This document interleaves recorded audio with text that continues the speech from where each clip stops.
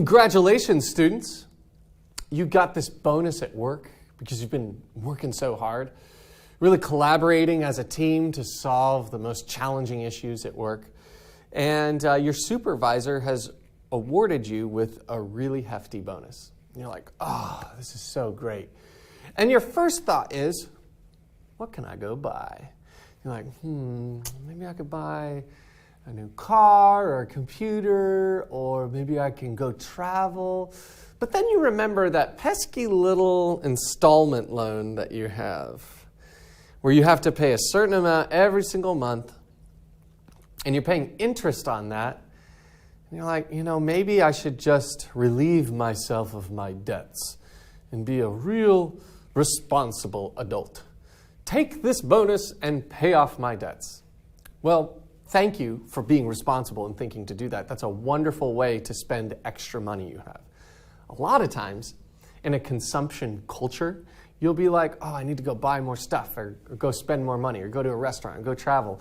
But one of the smartest things you can do to build yourself a really beautiful, sound, strong, structural financial base is to pay off debts as fast as you can. So prepaying your loan is a great way to spend your new bonus. Let's take a look at an example down here. Let's imagine that you borrowed some money and you have still $1,200 remaining in principal. So you still owe $1,200. And the interest rate is 8%. Right? So you agreed back a few years ago on this installment loan that you were going to have an 8% interest rate, and you just want to pay it off. The issue is, even though it says that you have $1,200 in remaining principal, that's actually not how much you owe. You owe a little bit more than that because you owe that month's interest. So it's a little confusing because you see $1,200 as your remaining principal and you're like, hot dog, let's pay that $1,200 off. But it's a little bit more complex. We have to calculate that last month's worth of interest. So let's do that. What is that last month's worth of interest? You take your outstanding principal and you multiply it by your interest rate. But the thing is, this interest rate is always given as an annual interest rate, or sometimes called an APR, A for annual.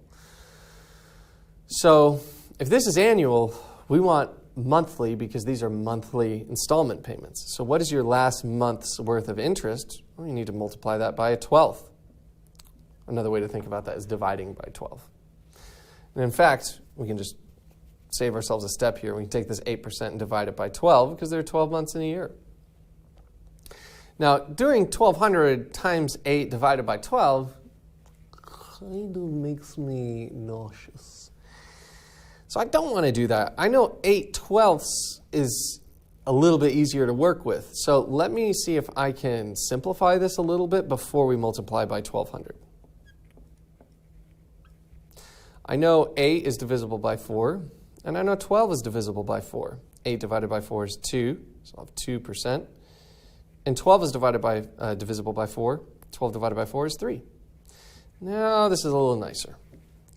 So we have fractions. We'll multiply fraction by fraction, numerator by numerator, denominator times denominator.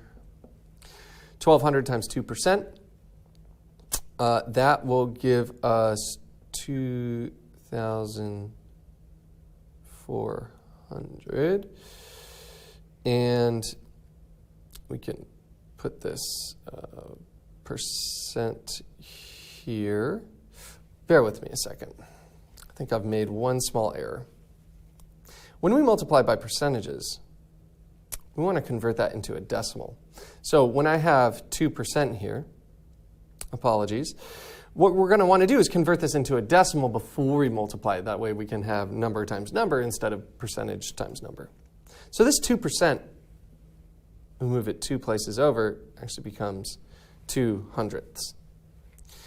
All right, so we have 2/100ths times 1,200, and you say to yourself, well, how is that going to work? Well, I know 2 times 12 is 24.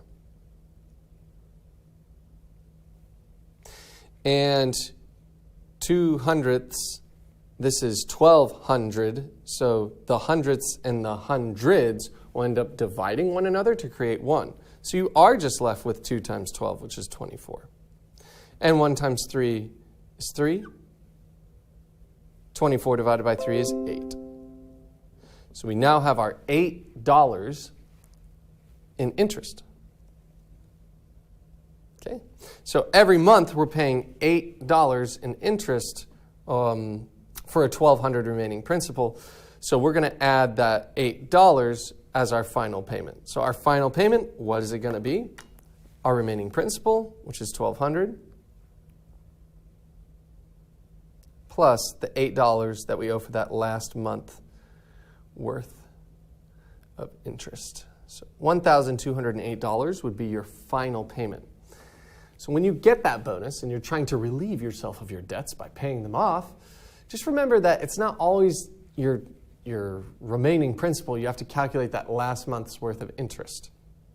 Thanks for watching. Have a great day.